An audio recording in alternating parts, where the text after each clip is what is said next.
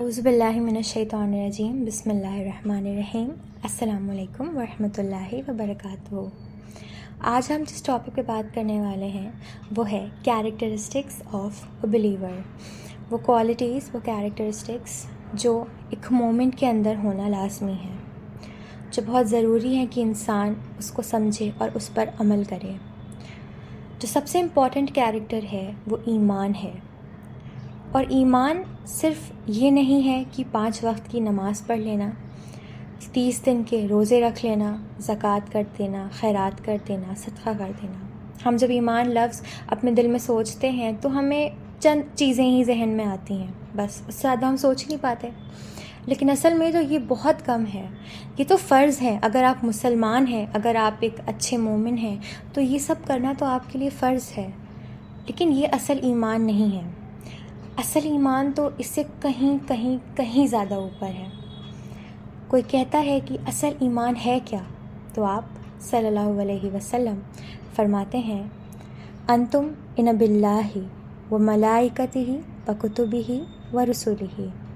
Volume الآخر والقدر خیرہ و شرہ من اللہ تعالی والبعث بعد الموت، کہ اے میرے عزیز، تم ایمان لائے اللہ پر، تم ایمان لائے اللہ کے فرشتوں پر، تم ایمان لائے اللہ کی کتاب پر اور اللہ کے بھیجے ہوئے نبیوں پر، اور تم ایمان لائے اس زندگی پر جو موت کے بعد ہے، یعنی آخرت۔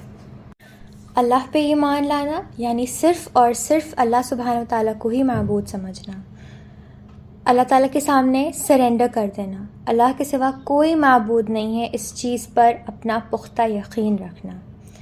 فرشتوں پہ ایمان لانا یعنی یہ یقین کرنا کہ جو دنیا کا سارا نظام چل رہا ہے وہ صرف اور صرف اللہ سبحانہ تعالیٰ کی وجہ سے ہی چل رہا ہے، چاہے وہ یہ دنیا ہو، چاہے وہ یہ آخرہ ہو، چاہے وہ انسان کی زندگی ہو، چاہے وہ انسان کا موت ہو۔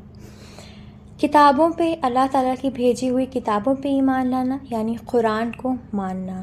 قرآن میں جو چیزیں لکھی ہیں، جو زندگی گزارنے کے طریقے ہیں، قرآن سے وہ پڑھنا، قرآن سے وہ سیکھنا۔ اللہ تعالیٰ کے بھیجے ہوئے نبیوں پہ ایمان لانا یعنی ان کی زندگی کو سمجھنا، ان کی سیرہ پڑھنا اور یہ کوشش کرنا کہ ان کے اکارڈنگ اپنی زندگی کو گزارنا انشاءاللہ۔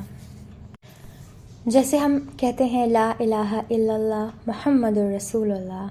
یہ آیت ہمارے لیے جتنی امپورٹنٹ ہے اس کی ایکولی یہ آیت بھی امپورٹنٹ ہے، کیونکہ اس میں انسان کا اصل ایمان ڈسکرائب ہو رہا ہے، اصل ایمان بتایا جا رہا ہے کہ یہ تمہارا ایمان ہے، اور اگر تم اس کے اکارڈنگ اپنی زندگی گزارو گے تو انشاءاللہ یہ دنیا بھی تمہاری اور یہ آخرت بھی تمہاری۔